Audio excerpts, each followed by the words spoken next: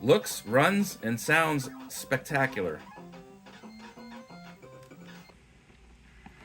All right, I'm back for the new year. You must have been bad because this is all you're getting. You're getting a VX Gaming game station with 2 controllers. This is like almost as bad as coal. Actually, coal's probably more valuable. Yeah, look, I was in my local Giant Tiger and I saw these in a bin just before Christmas for $30. And the bin was pretty much full, so it looked like it was a new product. And I took a quick look at it and I thought, oh, yeah, I know exactly what this thing is. Typical Famiclone, NoaC, with a bunch of games in it. We've seen these a million times under different names. Sometimes they look a little bit different, but there's a lot of them that look like this one in that it's basically the design of an NES flipped. So instead of the power and the reset switch being over here and the controller ports being over here, the whole thing's been mirrored basically. And it uses like a 9-pin sort of Atari Sega Genesis style controller port. I've seen these before. I've seen them on like AliExpress. Again, sold under different names, but probably all the same thing. Probably all coming out of the same factory. This one actually, VX Gaming. I don't know if that's a brand name for Giant Tiger because they also had these there. These were like $25 Canadian on sale. These ones weren't on sale. They were $30 Canadian, if I didn't mention that. So not expensive, but again, I saw it in the store, took a quick look at it, and honestly, it looked cool because it's clear and it's got green buttons. And, well, green's my favorite color. And, the fact it's like a clear little NES, it certainly caught my attention. But I was like, no, why would I buy this piece of garbage for $30? And then I left. And it bothered me for days. I was like, I want to test this out. I want to see what it's all about. I know it's crap, but like, I gotta know how crap. I should have bought it. So anyways, I was back in there today. And, they still had some, although I gotta admit, it wasn't full anymore. It was about half full. So, again, it was just before Christmas when I first saw these. And now it's, December 28th today. So it's a few days after Christmas. And it was half empty. So some of y'all poor bastards actually got this thing for Christmas. Sorry about that. I mean, again, we know this thing's going to be crap. I'm just really curious how crap. Curiosity killed the cat. I was like, I gotta test this thing. So I wasted $30 on this thing just for you. I hope you appreciate it. Let's take a look at it. Alrighty, let's get this thing open.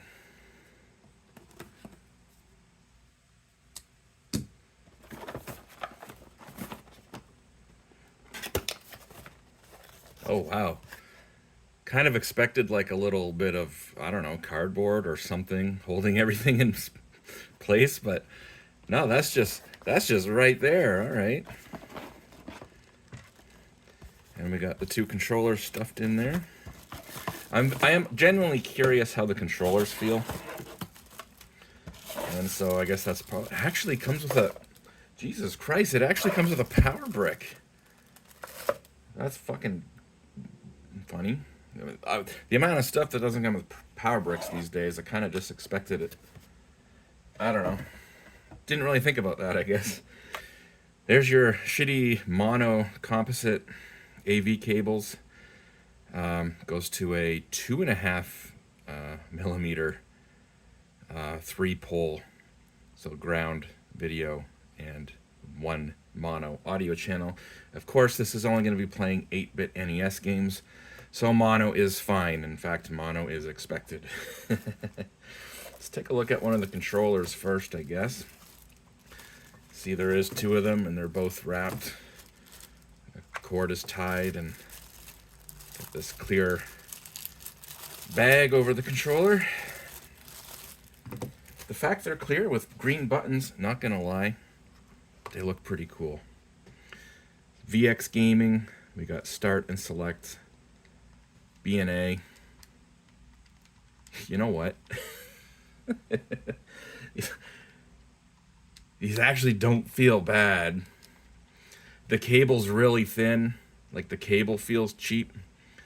But, like, the actual buttons, the D-pad, feels fine. The controller, the body itself, actually, there's very little flex on that. Like, the quality of the plastic is actually really good. All right, let's look at the system. This is what we've all been waiting for. Mostly empty space inside. Of course, that is to be expected. We can see we've got the main board to the left here where the controller ports are. Controller ports are soldered directly to that. You got the power and the reset button on their own little PCB board with a ribbon going over to the main board. But your power and your AV out and your controller ports are all on the main board.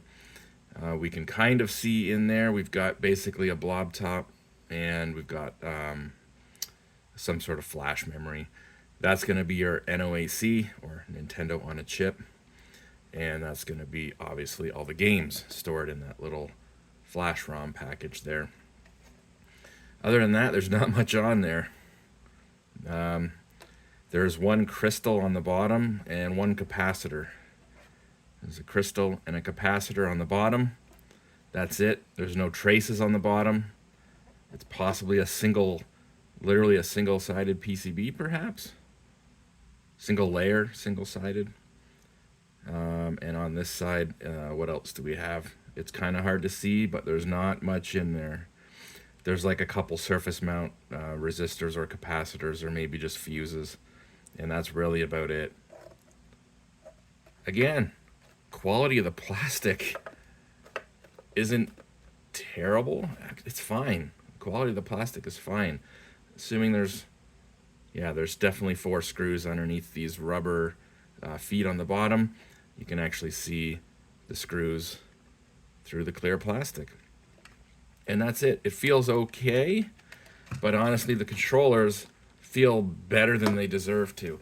Oh, we actually have an instruction manual. Any funny Chinglish in here? Maybe. Press the power button at the top of the device to power on the device. Well, it's not on the top of the device. According to the programming of each game, press the reset key.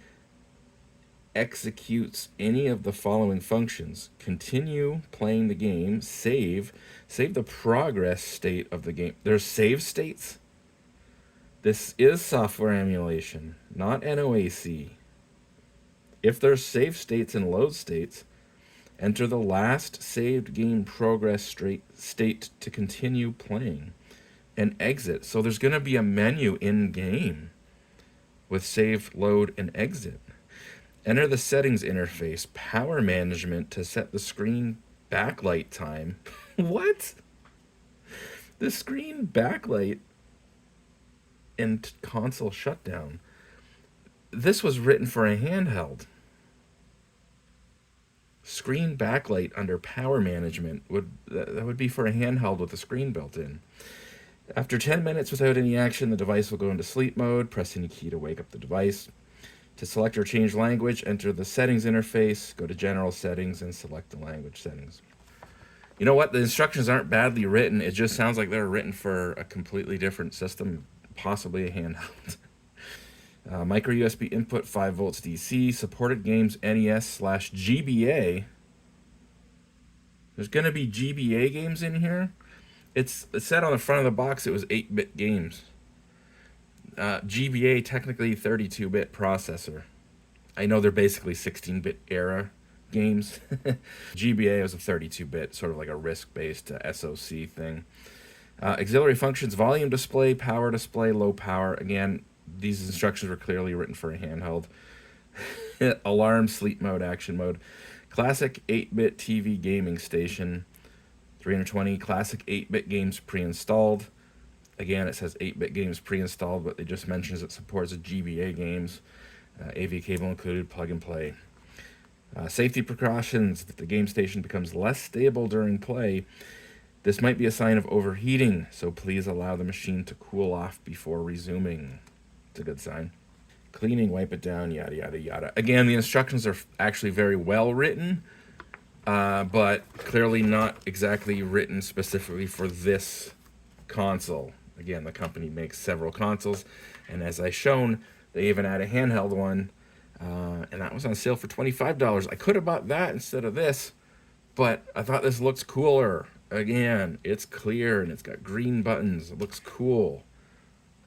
I'm an idiot, basically. Again, I bought this for your amusement. Let's go check it out in action. All right, so I got this thing hooked up to my Commodore monitor. The power cable's not very long, so this is probably gonna have to sit a little bit out of sight here. But, I'm gonna hit the power button. Nothing happened. Power light did not come on. I'm not even, I wish I was making this up right now. What the fuck? Oh. Wait. Nope. There. Well, Jesus, there it goes. Well, that was weird.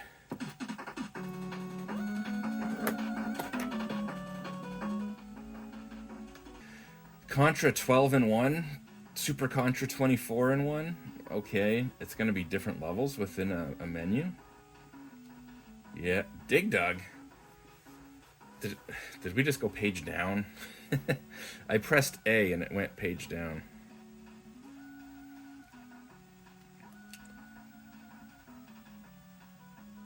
Yeah, I've got like Flappy, which I assume is Flappy Bird. Plants vs. Zombies. Like a lot of shitty bootleg games.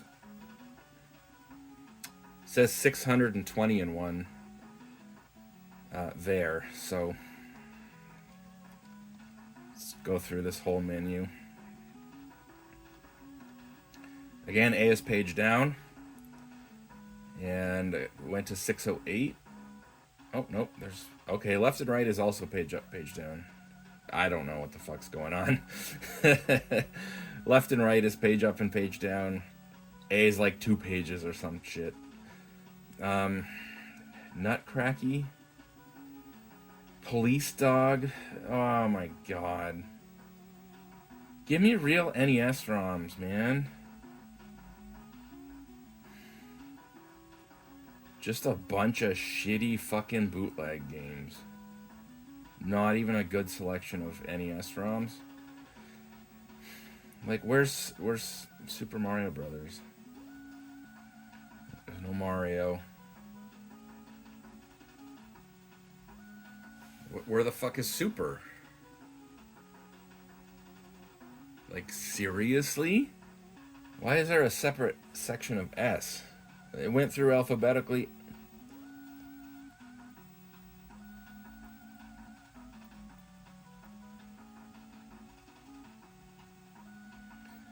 Like, it's not completely alphabetical. Like Spy vs. Spy and then Care Bear. So it's not in alphabetical order. It kind of was at first a little bit. Like, it kind of is at times mixed in, but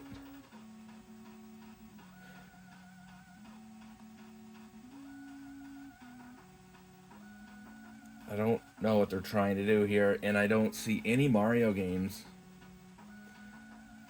Which, should I be surprised? I don't know. Like, this is something that was sold in a retail store.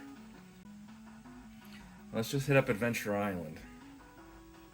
Oh, fuck. I gotta hit start.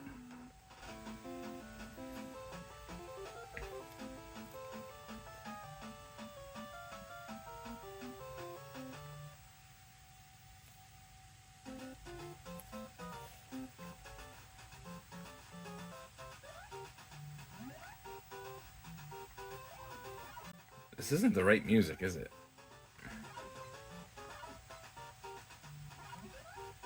I don't think this is the right music. But, you know what? It's running good. It's running NoaC good, not cheap software emulator on cheap hardware. It's running perfectly smooth. Input latency is perfect. The music's playing at a fixed speed. It doesn't sound wonky or, you know, like glitchy or anything. Again, I don't think it's the right music for Adventure Island. Now, what happens when we hit reset? Yeah, exactly what I thought. There's no... Where's this menu? Where's this menu? Where's save states? We got Felix the Cat. Sweet. I love that game. And this is the right music for Felix the Cat. And actually...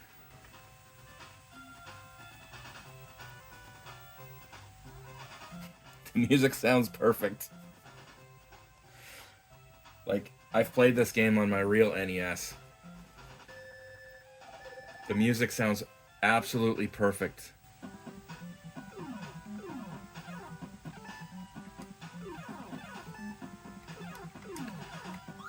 Whoops.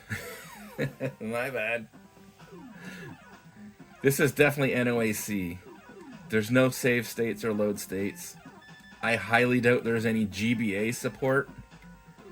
The manual was full of shit and completely written for a completely different system. Perhaps that handheld system. But this is like perfect emulation. Quote unquote emulation. Again, this is not software emulation. This is NoaC. But this music sounds proper. The colors are a little, I would say, a little different than what my real NES, how this looks on my real NES. The blue sky in the background is slightly different, but this looks and runs flawlessly. The controller feels great. The controls are like 100% responsive. The music is playing absolutely properly, no glitches, it's not speeding up or slowing down. Jeez. It's good NoaC. The game selection kind of sucks. The way it's organized definitely sucks. But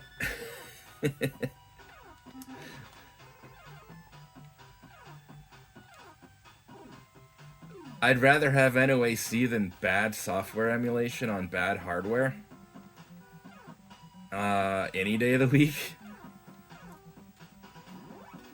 Mighty Final Fight. I keep hitting A to start a game. You gotta hit start. Brave of them to put Mighty Final Fight on there.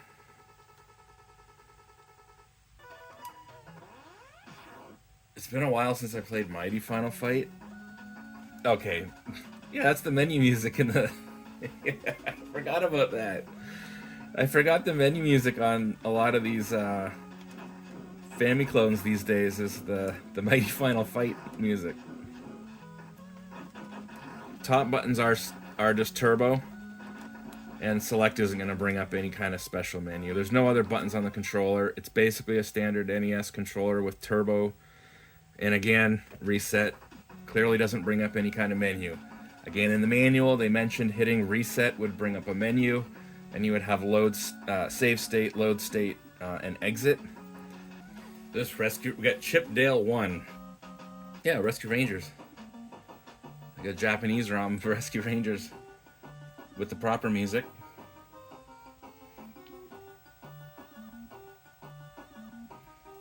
Another excellent Capcom game. And again, looks, runs, and sounds spectacular. Okay, seriously. As far as the NoaC goes, it's stellar. I'm gonna turn this thing off. Well, what can I say? As far as the emulation goes, it's actually pretty good. In the ways that I thought it was going to suck, it kind of surprised me. I thought the emulation was going to suck. I thought it was going to be choppy. I thought the music would be glitchy, speeding up, speeding down, screen tearing. None of that. The emulation is actually pretty good. The games that it has on there that you would want, it runs really well. It's just that a lot of the games that you would want aren't on there, and the ones that are on there are kind of hard to find. Everything is very poorly organized, and there's a lot of just cheap, generic kind of bootleg games on there. If someone could mod this thing, like if you could swap that ROM chip with something that had like a curated, well organized list of the best NES ROMs, this thing would actually be kind of cool. No, it doesn't have HDMI, but if you wanted something with a lot of good NES games on it that you could just plug into like a CRT TV, it looks and runs pretty well.